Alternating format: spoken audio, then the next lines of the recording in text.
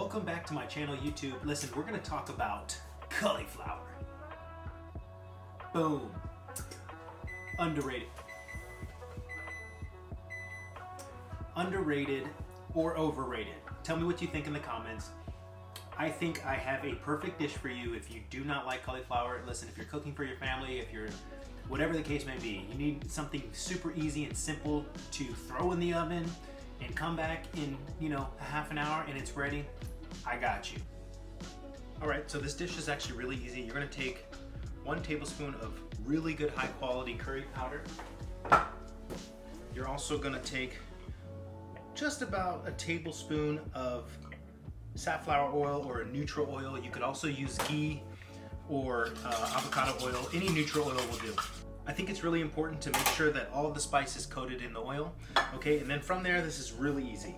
What I like to do is I like to take a sauté pan, any sauté pan or metal sheet tray, whatever you got. What we're gonna do is hit the bottom of this with a little bit of oil. Then from there, we're gonna place our cauliflower in. Then what you're gonna need is, you see how this is wobbly? Okay, you don't want that. It's just gonna cause issues. So cut off the bottom here so it's flat.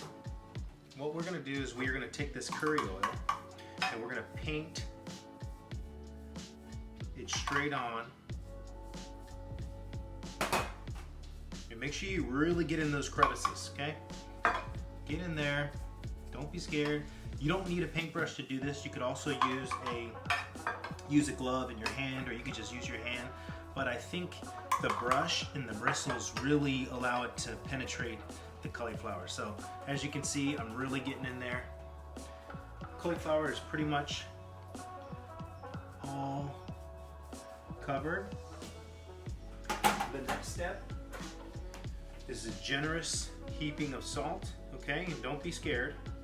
Really get in there. And then I like to turn it upside down, season this side, and then also take the rest of the curry paste that you have. This is gonna go into a 400-degree oven for about 30 minutes. If you have convection, use convection. All right, let's jump right in. So listen, this went in the oven for a half an hour, then I'm taking it out, and I think this is the key trick here. So that's why I'm using a 6-inch diameter pan, because I'm about to show you this cool trick right here. But I used to do this in the restaurant because, I don't know, I didn't like deep frying the whole cauliflower, but I loved the idea of the caramelized outside. So anyway, let's get right into it. So as you can see, I put a little butter in there. You could use oil. I just wanted the flavor of the milk salad, so I used butter. But then what I'm gonna do is I'm gonna flip the cauliflower over. Then from there, we're gonna add a little bit more butter because butter is better. And I am going to turn this cauliflower in all sides, and that's why I used the pan, because I think it's just easier to maneuver. It's a smaller pan, you don't have oil splashing at you. But trust me, I used to deep fry this whole thing, and the thing is it just came out too greasy. Like, once oil gets in the cauliflower florets, it's hard to get it back out. All right, so basically when you go to cut it, it's just super greasy on the inside. So anyway, this is the best way to do it.